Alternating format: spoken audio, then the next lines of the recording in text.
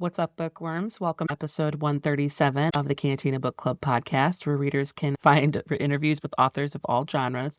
I'm Megan, self-proclaimed Cantina Queen, here to bring you insights from the authors themselves. Each week features a Cantina conversation with an author. Sometimes they're returning guests, and sometimes it's someone new. So please be sure to hit that subscribe button so that you never miss out on an episode, and feel free to browse through existing episodes so that you could catch a previous interview about a book that you finished. Today's episode features a chat with Rea Frey talking about her book, Dear Mother. That book is available now. I love this book. I'm a sucker for a good thriller, and her storytelling and just the twists, the characters, and the story just was really gripping, and she did it really well. It was really cool to hear about her journey writing this book. I guess it's different from her experience of releasing previous novels. Some spoilers do pop up in these conversations, but the episode is more enjoyable if you've read the book anyway. So if you don't know why Rea and I are kind of brokenhearted talking about some of the main character siblings and what happens to them, then hit pause, add this episode to your playlists, and go pick up a copy of Dear Mother. This interview will be here when you're ready. Just a heads up that I often use adult language to express my feelings towards these authors and their work. Whether the characters need to get their shit together or I am saying what the fuck the author for making me feel things, just please be mindful around listening ears.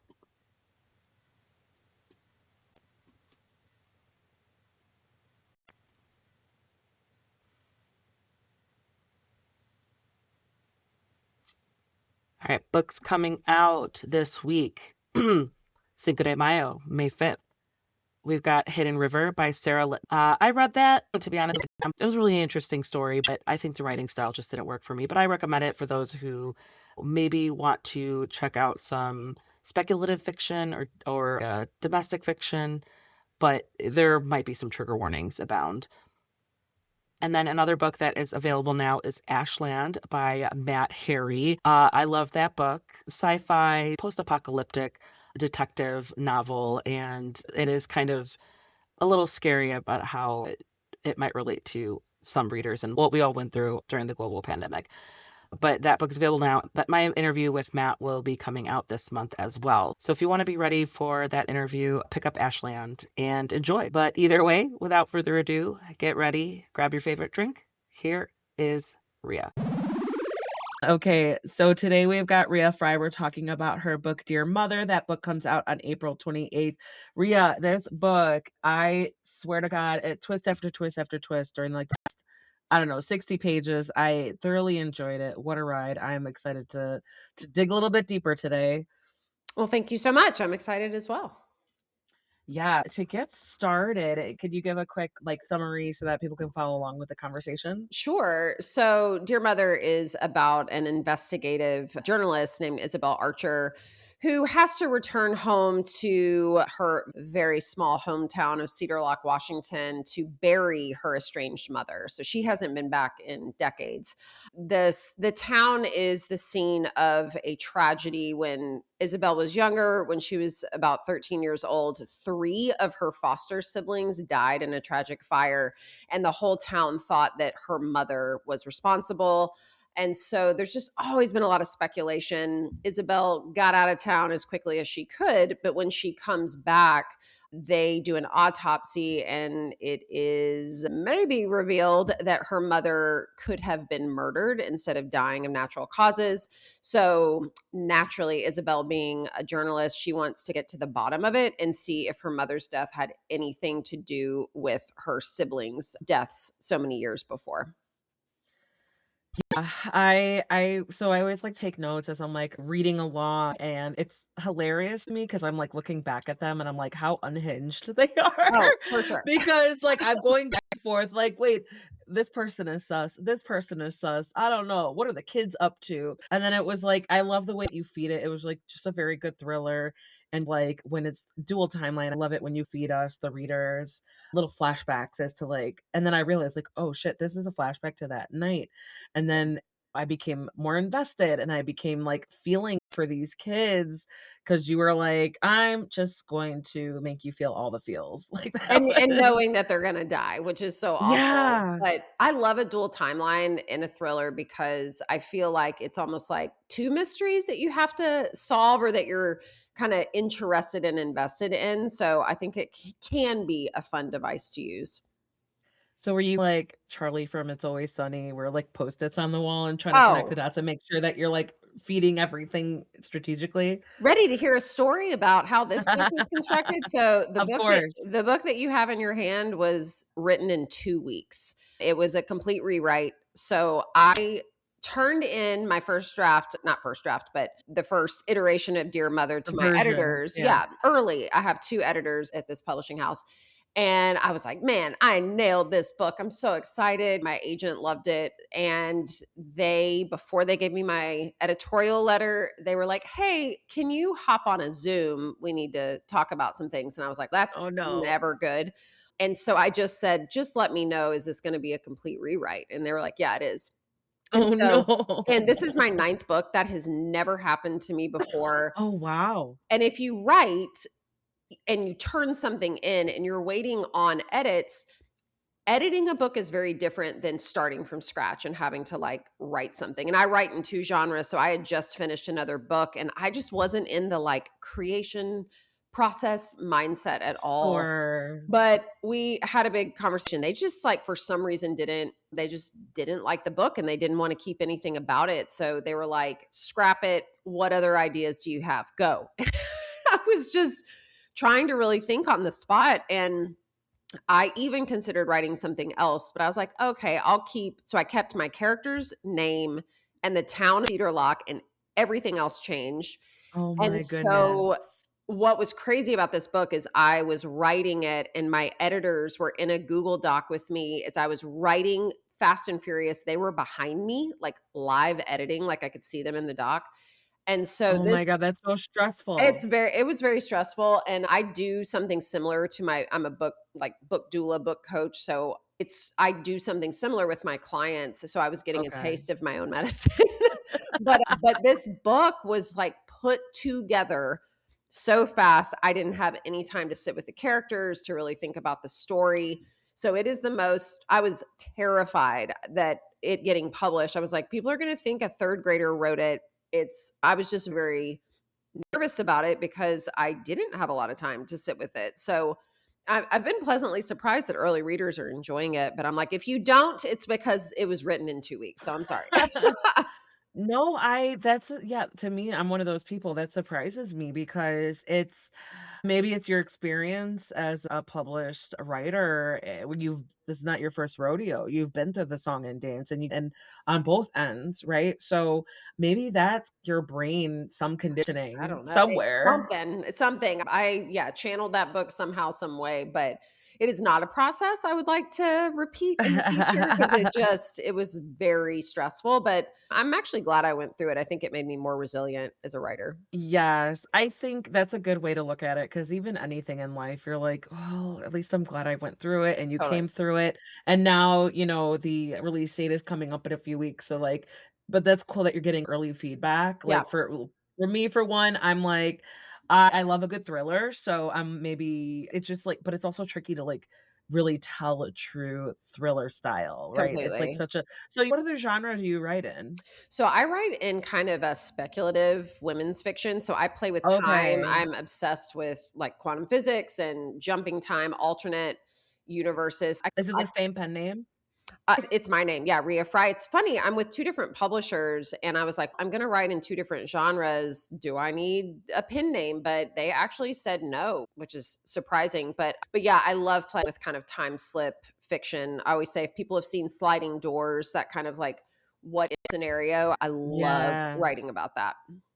That is yeah, that's so cool, and that's a whole 'nother Charlie from It's Always Sunny scenario To where you're just like, Totally. "Okay, a whole Yes. new Post-it notes, a way to organize it." Because Yes. I that's why I'm just like, I love asking authors that question, "What's your process?" Like, Mhm. how many rewrites or how many? Because you all obviously and you were expecting maybe a certain point except for this one. Right. Um, then it's also like, "Oh, like, is your Google search history questionable? How did Oh, the research go?" I yeah, love it, love it. very much. I used to be In my former life, I was a journalist on like several death row cases. Mm, So my Google history, I used to go on death row and sit with inmates and talk to these murderers and write about their cases. And yeah, there was oh, a period of my life where it was like, if anybody had looked at what I was searching, would have been really questionable.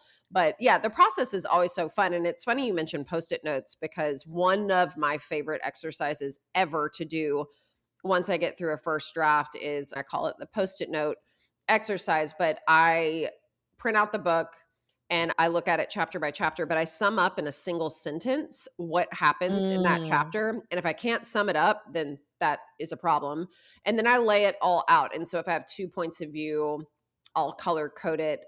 But then I'm just so visual. Sometimes it's hard to just look at like a Word document of 300 pages of and course, try to find where you are. So seeing it like that, it's so simple and I can rearrange right. things. I can see what's filler, what needs to go where. So I love that process. It feels really clarifying. No, 100%, 'cause it's like, yeah, you're looking at a screen and, like, over and Yes, over, like, lines of text, and you're like, "Okay, I need to, like, revisualize this to make sure everything makes sense." And exactly. not only that it makes sense and it flows, but also it's going that step above to grip you. And when am I gonna Exactly. reveal this? And when am I gonna tug my readers along here? How am I Exactly. gonna tug them along? Because I was, like, going through this story, and I was like, the amount of swearing in caps that I just writing notes, like, I handwrite them down, and I'm like, "Oh shit. Oh shit. Wait, what?" Like, it's That's just so like fun. it really was, and I'm, like, looking at my notes now, and it's hilarious because I'm like, it the more caps, the later pages of this Yes. section, your section is, like, more caps. "Holy shit. A blank is dead. Did blank do that too? Did blank poison everyone?" I was Yeah, like, just like completely.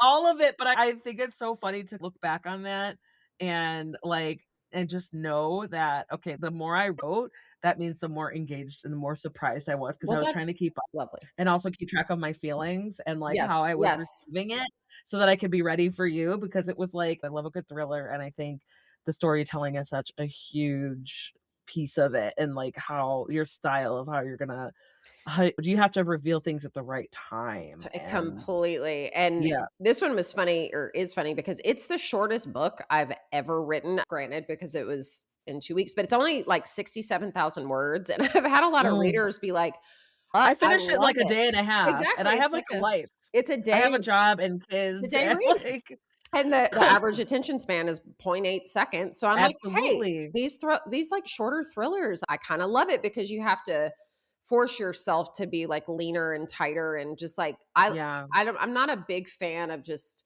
meandering around and, like, fluff, and ironically, this thriller out of my others does move the slowest in terms of, like, taking a second to dive into what's going on. Like usually I'm just starting with a kidnapping or we're jumping right in. So I also worried that, oh, our reader's going to get bored because it's not this like big kind of catalyst necessarily like Yeah, right well, off I the mean, top. I think the first page is, like, the article Yeah, where it's exactly. like Which yeah, gives you the lay of the land a little bit and like what's at right. stake and what's So going I feel on. like you're peeking in on Yeah, that, right. like, you're dipping it you're like, "I gotta still sneak something like that in there," like, Completely. to set the tone, for sure. Hopping back or piggybacking off of your earlier statement of your previous career, Yeah. were there any skills that kind of transferred over to these sorts of projects? And, like, I feel like that's so wild because it's like if you were writing stories about them, it's like a different it's a different mindset, right? Completely. Like where it's fiction versus nonfiction in a Definitely. sense. Yeah, and Yeah. nonfiction is just you gotta find the truth. You got and I worked with a lot of prisoners who were falsely accused as well and, like, trying to find like, Oh, fight wow. for their freedom and innocence, and so I was And kind then of what state or what region was in this in? Tennessee and then in Illinois, Okay. actually. Okay, I'm Um from Chicago area, Oh, so I don't know if yeah. you were, like, Southern Illinois, though, Yeah, were you, yeah. like, the middle of the state? I was in Chicago, but I worked with the Okay. Illinois Innocence Project, and then the biggest case I That worked. sounds really familiar, I think I've heard of that, yeah. Yeah, there was a case, and I don't remember if it was like 2005 maybe, but a woman from Bloomington, Indiana, her name was Amanda Ham, she was accused of drowning her 3 children, and I worked that Okay. case Wow, for, so you like, a year. I got so close to that family. I think it actually helped me just on the people side of things, and I've always had a lot of empathy. I know this sounds crazy, but for murderers, or I don't just write them off like, "Oh my god, you're the worst human ever." At some point, they were children, they were innocent, and I'm really interested in where along the way they make those wrong decisions. And so Yeah. that parlays into fiction really well because I write about a lot of people who make very questionable decisions, but like, can you make the wrong decision for the right reason, or are you entirely bad? Like villains that are just the worst people on earth. I don't find that very interesting. I like people that Yeah. are psychologically layered. A little complicated. Yes, a little complicated. Words, yeah, a little complicated to put it in very little like, one term. No, I agree because I feel like that's a really common theme is, like, multidimensional, Yeah, where it's not super obvious. Because yeah, it was like, we have Isabel, and she's, like, going through all of these, and she's getting the truths that she never really it seemed, at least I got the impression that she wasn't sure if she wanted the truth. She was kind of like, absolutely. "I'm just done with this, and I'm done." And then there's that guilt of the more she learns, she's like, "Oh my god, like, did I really have it wrong this whole time? And why was I Totally. not here?" And then I we could talk about Jack for a second Yeah. because it was like, I he was, like, perfect, of course. He Which is was, like, funny because he raw, just yeah. materialized, like, I'm like, "This book needs something. We need something to look forward to." And it So was like, yeah, it's like, of course, like, maybe you needed, like, a little something swoony, but also someone to help propel things yeah, and to help, exactly. like, support her, and who was but also I love the fact that he was like, "I like, whatever you think about yourself, like, I still want Mhm. this." And it's like you see both sides of it, right? You see how she's like, "No, I'm not good for you," and he's like, "I see all of you. We have a kid together. Yep, Like, we are like, I understand every," like, he doesn't understand it, but he sees all of it, and he's totally. still her, and just some of his, like, little confessions, I'm like, "Oh my god, he loves you, girl!" Like Unconditionally, which it's so hard, I think, for, like, Isabel, she hasn't really experienced anything unconditional. It's always been conditional in her household, so I wanted him to be that steady anchor, Yeah, like, throughout the and it process of the does. book. Yeah, it makes me think about, like, how those childhood experiences shape your Yes. perception, even though it's like, "Okay, I understand that you think you don't deserve this or you think you're not worthy of this, but respectfully, you're wrong." It's like, Yeah, respectfully, it's not as simple as that. It's maybe you have some work to do, but there's no reason why you don't deserve someone who's, like, who's gonna be in your corner. yeah, There's no reason why you don't deserve someone like this and why you don't deserve an amazing daughter. Like, completely. it's just like, we're all messy. Yes, All have things, maybe not to that extreme, but, like, we all have things to work on, and absolutely. it's just yeah, that's, like, I guess that's, like, a way to get to the human part of it, to, like, way for you to connect to your readers. So Yeah. I think that was so funny just hearing your experience of how, like, you're like, "I just had to throw this shit together," but somehow you were still able to make characters that were, like, very just Thank you. authentic, and even if they were, like, maybe problematic, they were still, like, I liked all the characters, even the Well, messy ones, good. even the problematic ones, I liked them. I'm glad to hear that, and the ending, which I fought with my editors on, I love ending a little bit on a little bit of a creepy note, or a little bit of a, "Ooh," like, I wanna is there gonna be something else? Like, what's and they weren't super sold on it, but I've heard fun feedback from readers, like, "Oh my god, the ending, like, freaks me out," or, like, "I need to know what's gonna happen next," so You're that like, was "Why you good. gonna do this, Rhea?" Yeah. Or is it Rhea? I'm so Rea sorry, yes, Rhea, Rhea, yes, no, Rhea. thank you "Why you for gonna do asking. this, Rhea?" Okay, so let's see. Obviously, you tackle a handful of like sensitive topics and themes, maybe potentially trigger warnings. How did you navigate that? I'm sure, like with just in the genre, maybe what you're up to at this point, but how are you taking care of yourself while you're navigating through those things? Ooh, I love that question. It's funny, I always write really tough themes that always have to have some sort of I don't there's not a trigger warning in this one or a disclaimer, but I've had books that do. But it's very interesting. Like I had a reader once say like, "Oh my gosh, she explores domestic violence in all of her books. Like I wonder if she is has been through that." And Mm, I actually have not, but it's very strange to see kind of the themes. I'm very big on mother-daughter relationships and dysfunctional relationships, even though I have a wonderful relationship with my mom. But I find that I don't know, there's a separation that happens for me as the writer. Like I can write about all these heavy things. Like on the women's fiction side about a mother losing her daughter in one reality and she lives in another. And at the time, my daughter was 9, this character's daughter was 9, and that was impossible to separate myself from. Like, I was sobbing while I was writing. It was very Ugh, dark, and I promised that I would never do that again, like, go that deeply. But now, I don't know, it's weird. I can just compartmentalize and then really just separate myself from it so it doesn't permeate my brain all day, every day. Yeah, yeah, it's a weird separation, but I've got clean boundaries there.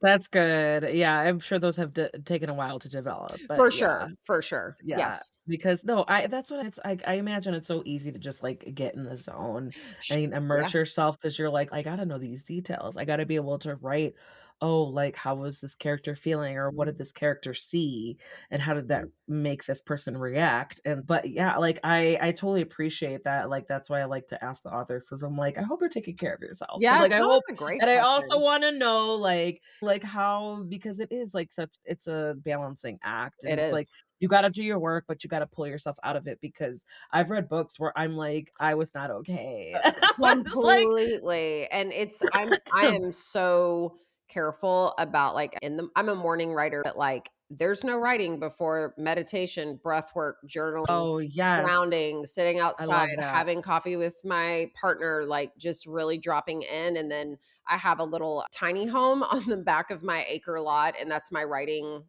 I studio. love There's that. no Wi-Fi in there. It's so chill. I love it. And so I can really, like, close the door and leave it at the end of the day. And because I am always writing in really tiny chunks because I, again, am a book coach and am constantly working on at least 8 books at a time, other people's books, and pitching them to agents and or ghostwriting or just my brain all day every day is entrenched in other people's work.